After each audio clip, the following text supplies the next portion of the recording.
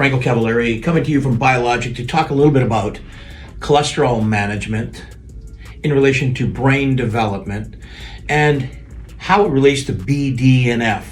I've talked a little bit about brain-derived neurotrophic factor, and we've been finding in our laboratory how various technologies that we're working with can help modulate brain-derived neurotrophic factor, because critically important to know that research is recently showing that as people develop dementias or other Alzheimer's disease, or other cognitive deficits, there's a correlation with declining BDNF in the brain. So is it that the disease is causing BDNF to decline, or is the decline in BDNF, brain-derived neurotrophic factor, a problem that will allow disease then to proliferate? Interesting.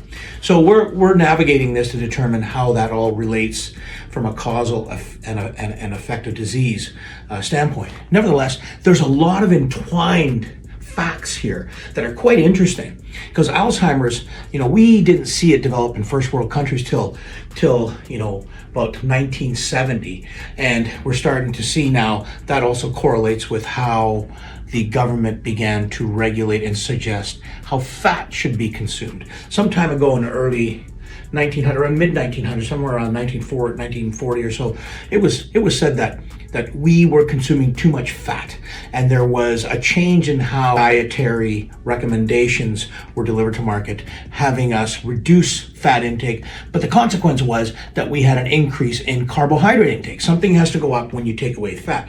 And the problem is that now we're seeing this massive shift in cognitive deficits.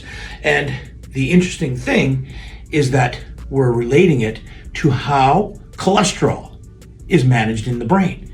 Now, cholesterol is critically important as a building block for neurons and for synaptic activity. In order for the body to create new memories or new synapses, cholesterol needs to be abundant.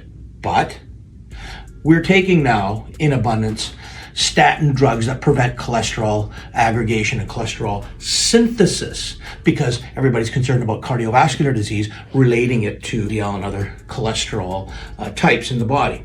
So it's an interesting dynamic as we lower fat and cholesterol levels in the body because of these dietary restrictions and these drugs, statin drugs.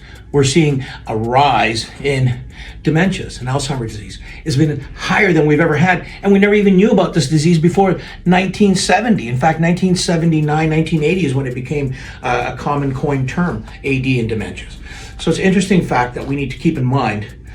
But what we're doing here is we are studying BDNF, brain-derived neurotrophic factor, directly to help it escalate and increase in the brain, because it actually manages cholesterol in the brain to improve synaptic activity and the generation of synapses and brain function. So I know I've thrown a lot at you, but bottom line is butter is better than margarine. Margarine is a plastic, fake compound that is not working well for cholesterol availability, because it doesn't supply cholesterol. It comes from plant sources, whereas our butter has enough cholesterol to deliver what the brain needs. But the BDNF, brain-derived neurotrophic factor, has to be elevated enough for the brain to be able to use that cholesterol to develop neurons, myelin, and synapses in the course of generating memories. So it's an interesting evolution, and we're all going to have to reconsider the need for fat in the diet and improving BDNF. We'll show you some ways to do that in the next episodes.